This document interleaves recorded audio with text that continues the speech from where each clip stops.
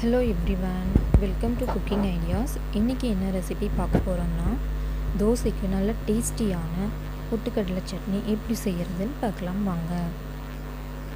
அதுக்கு 250 கிராம் பொட்டுக்கடலை எடுத்துக்கலாம். கூடவே 4 பச்சை மிளகாய், ஒரு துண்டு இஞ்சி, 4 பல் பூண்டு, அரை முடி தேங்காய், கொஞ்சம் கொத்தமல்லி, தேவையான அளவு உப்பு எடுத்து வச்சுக்கலாம். தாளிக்க கடுகு, சீரகம், கொஞ்சம் கருவேப்பிலை, 2 வரமிளகாய் கிள்ளி எடுத்து வச்சுக்கலாம். இப்போ நம்ம எடுத்து வச்சுருந்த பொட்டுக்கடலை, பச்சை மிளகாய், இஞ்சி, பூண்டு, தேங்காய் சேர்த்து அரைச்சி எடுத்துக்கலாம்.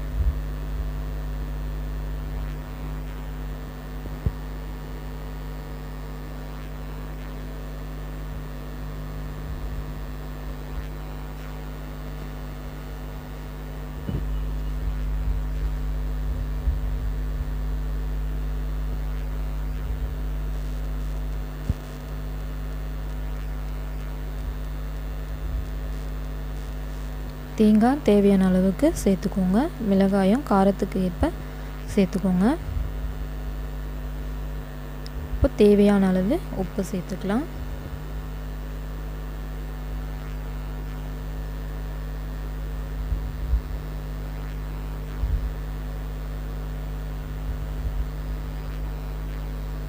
இப்போ இதை கிரைண்ட் பண்ணி எடுத்துக்கலாம்.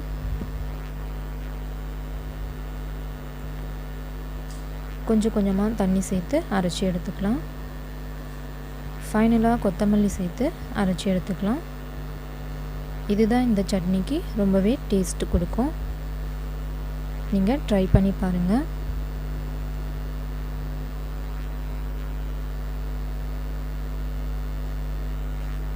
இப்போ தாளிப்பு கொடுத்துடலாம்.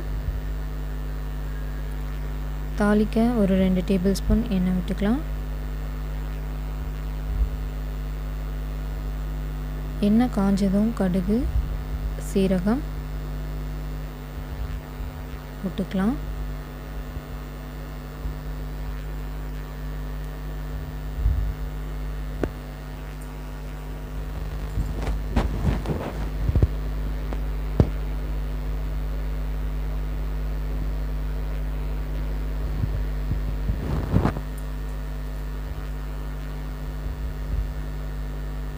பொரிஞ்சதும் அது கூடவே 2 வரமிளகாய் கிள்ளி போட்டுக்கலாம்.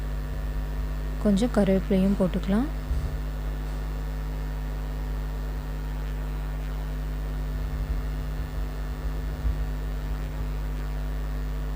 இந்த மாதிரி தாளித்து சேர்த்து பாருங்கள், ரொம்பவே டேஸ்டியாக இருக்கும்.